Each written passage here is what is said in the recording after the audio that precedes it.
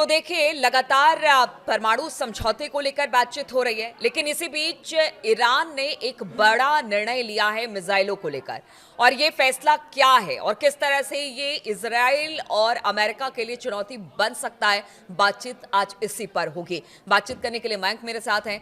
मयंक, एक बड़ा फैसला अली खामेनी साहब की तरफ से कि जो मिसाइल है उसकी जो रेंज है, उसका जो एक रेंज है उसकी बाध्यता खत्म करने की बात सामने आ रही है। क्या है पूरी खबर, जरा हमारे दर्शकों को देखिए, ये बताइए। बहुत बड़ी खबर आई है अली खामेनी साहब की तरफ से, ईरान की तरफ से। उन्होंने ये बड़ा फैसला लिया है कि ईरान की मिसाइल्स की जो रेंज थी उनकी अब लिमिट्स को बढ़ा दिया जाएगा, यानी उस पर अब कोई किसी तरह की सीमा नहीं होगी। देखिए, ईरान के परमाणु कार्यक्रम को लेकर और ईरान के मिसाइल प्रोग्राम को लेकर, इन दोनों को लेकर अली खामेनी साहब की तरफ से कुछ नियम बनाए गए थे, जिसमें कि जैसा कि पहला एक नियम था कि ईरान जो है वो कभी परमाणु हथियार नहीं बनाएगा।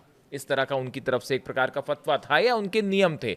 वैसे ही उन्होंने ईरान की मिसाइल्स को लेकर भी बताया जाता है कि ये दिशा निर्देश दे रखे थे कि ईरान जो है वो बहुत लंबी दूरी की मिसाइल नहीं बनाएगा और उसकी रेंज करीब 2200 किलोमीटर तक ही रेंज की मिसाइल ईरान बनाएगा।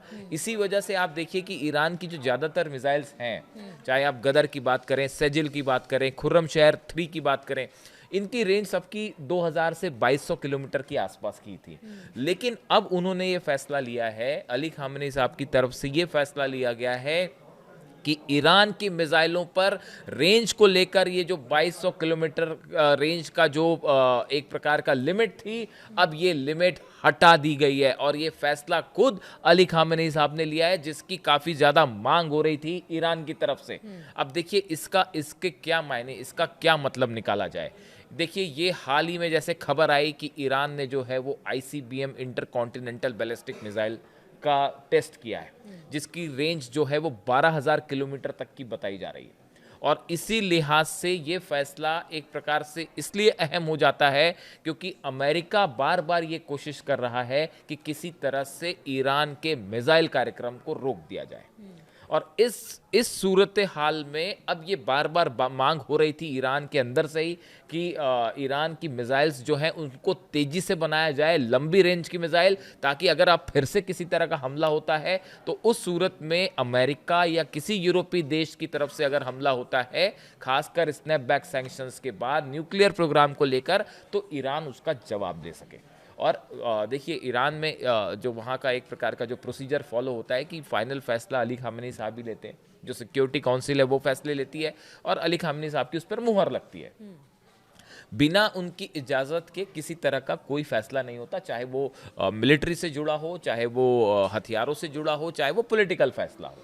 तो अब उनकी तरफ से ये लिमिट हटाना, ये माना जा रहा है कि ये ईरान के long range ballistic missile programme को उन्होंने एक फ्री हैंड दे दिया है। नहीं तो इसी वक्त क्यों फैसला लिया गया? सवाल ये उठता है कि बहुत पहले से इस बात की डिमांड की जा रही थी, ईरान के अंदर से ही बात हो रही थी, लेकिन इस वक्त क्यों फैसला लिया गया? इसका ये है बड़ा वाजिब सवाल है कि इस समय इसका फैसला क्यों लिया गया। इसका बिल्कुल पिन पॉइंटेड आपको जवाब देते हैं। तेहरान के जो सिक्योरिटी काउंसिल है, इसके जो चीफ हैं अली लारिजानी साहब, इनकी तरफ से ये बयान आए थे। इन्होंने इस बात को कंफर्म किया था कि अमेरिका की तरफ से ये प्रस्ताव दिया गया है ईरान को कि आप सिर्फ 500 किलोमीटर रेंज की मिसाइल रख सकते हैं।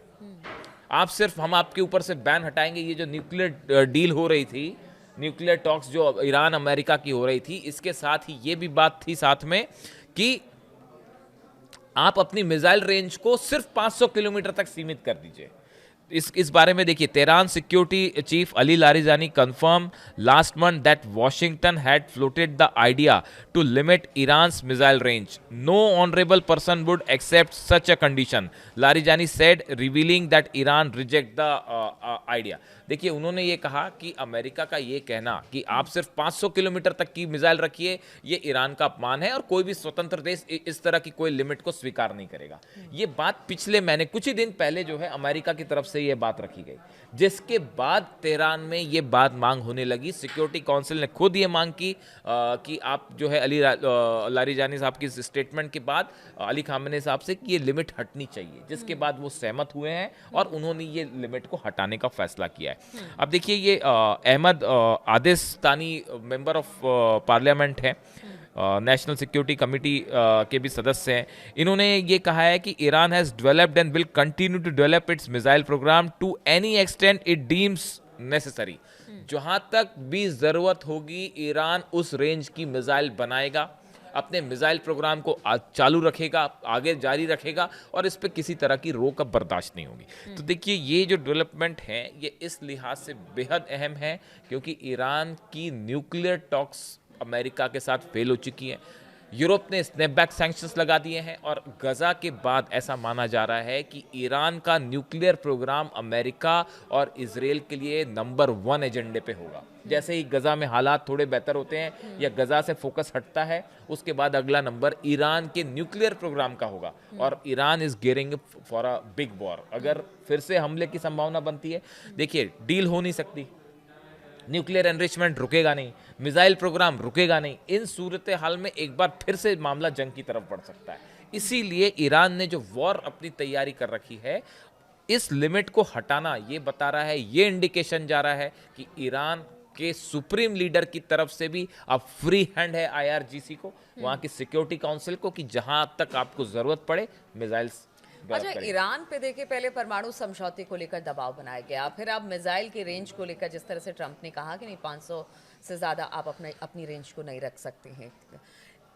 क्या लगातार दबाव बनाना ईरान पर इस बात के संकेत हैं कि उनको लगता है कि अगर मिडिल ईस्ट में सबसे पावरफुल ईरान है और उस पर मतलब एक तरह से कहिए कि नकेल कसने की कोशिश है, इसीलिए तमाम तरह की पाबंदियां गाहे बगाए लगाई जाती रहती हैं। बिल्कुल ठीक है, बिल्कुल ठीक है। ये इसी का नतीजा ये है कि कल ईरान की करीब 30 से ज़्यादा कंपनीज जो हैं और कई पर्सनालिटीज़ हैं, उनके ऊपर फिर से अमेरिका ने बैन लगाया है, जिसमें कुछ भारतीय कंपनीज भी शामिल हैं, कुछ भारतीय लोग पर्सनालिटीज़ भी शामिल हैं जो ईरान के साथ तेल का व्यापार कर रहे हैं।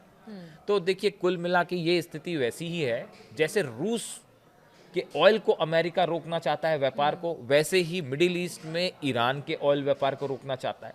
ईरान का जो मिसाइल प्रोग्राम है वो उसको अपने एक थ्रेट की तरह देखता है। अभी हाल ही में नेतन्याहू का बयान आया कि ईरान जो है 8,000 किलोमीटर रेंज की ICBM बना रहा है और अगर 3,000 किलोमीटर और बढ़ जाता है तो वो ट्रंप के घर पे जो है वहां तक उसकी रेंज हो जाएगी, न्यूयॉर्क, वॉशिंगटन सब रेंज में हो जाएंगे। हमेशा से अमेरिका जो है, काफ़ी लंबे वक्त से अमेरिका और इजराइल एक इस परसेप्शन में है कि ईरान एक मजबूत ईरान उनके लिए खतरा है, इस तरह का एक परसेप्शन है। लेकिन मिडिल ईस्ट की सच्चाई ये है कि आज मिडिल ईस्ट में बिना ईरान के सहमति के या ईरान को अलग थलग करके कोई बड़ा फैसला नहीं हो सकता।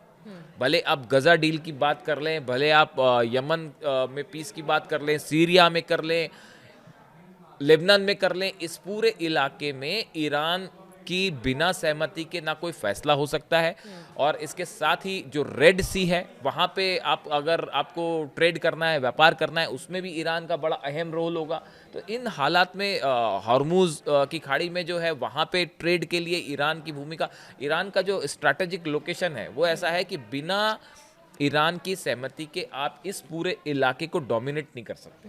तो अब दो ही तरीके हैं, ईरान झुकने को राजी है नहीं, किसी के आगे नहीं झुकेगा, और या फिर वॉर में आप उसको हरा नहीं पाए, वॉर में आप ईरान को हरा नहीं पाए, तो अब स्थिति ये है कि आप उस पर सैंक्शंस लगाइए, वो उस पर भी झुकने को राजी नहीं है। और अब की बार ये जो है, ये देखिए ये बहुत बड़ा फैसला है। अगर आप अली खामेनी साहब को जितना हम समझ पा रहे हैं, उनकी तरफ से ये फ्री हैंड देना कि आप लंबी रेंज की मिसाइल बनाइए, देखिए अली खामेनी साहब का बड़ा क्लियर स्टैंड है। ईरान कभी कोई ऐसा काम नहीं करेगा जो अगेंस्ट ह्यूमैनिटी जाए, मानवता के खिलाफ जाए, या जिससे मास लेवल, इसीलिए वो न्यूक्लियर बॉम्ब बनाने के लिए भी मना करते हैं कि ये एक ऐसे हथियार हैं जिससे बड़े पैमाने पर लोगों की मौतें होती हैं और इट गोज अगेंस्ट ह्यूमैनिटी, इसीलिए वो उसकी इजाज़त नहीं देते। मॉरल ग्राउंड पे ईरान अपने को बड़ा हाई रखता है, खासकर अली खामेनी साहब। अब उन्होंने जब इसकी परमिशन दी है, इससे संकेत मिल रहे हैं कि एक बार फिर मामला अमेरिका और ईरान के बीच एक वॉर की तरफ बढ़ता दिखाई दे रहा है, और ये इसका बड़ा इंडिकेशन। चलिए, तो आप समझ सकते हैं, कहावत है कि जितना दबोगे उतना आपको दबाया जाएगा। लेकिन ईरान इस बात को समझ गया है। जिस तरह से परमाणु समझौते को लेकर भी उसने अपनी तरफ से शर्तें रखी, भले अमेरिका और इसराइल कितना ही दबाव क्यों ना बनाए। अब मिसाइल की रेंज को लेकर भी एक तरह से कह लीजिए कि मोर्चा खोल दिया है कि हम आपकी बात नहीं मानेंगे, हम अपने मिसाइल प्रोग्राम को भी आगे करेंगे, उसकी रेंज को भी बढ़ाएंगे, आपको जो करना है कर लीजिए। तो इस तरह से आगे आने वाले दिनों में जिस तरह की स्थिति बनी हुई है, उसे कहा जा सकता है कि यहां पर तलखी और बढ़ेगी। जिस तरह से मयंक ने भी कहा, सैंक्शन लगाने की भी बात लगातार की जा रही है, एक के बाद एक सैंक्शन भी ईरान पर लगाए जा रहे हैं। अब देखना होगा इन सब का नतीजा क्या होता है। तो इस चर्चा में शामिल होने के लिए आप सभी का बहुत बहुत शुक्रिया।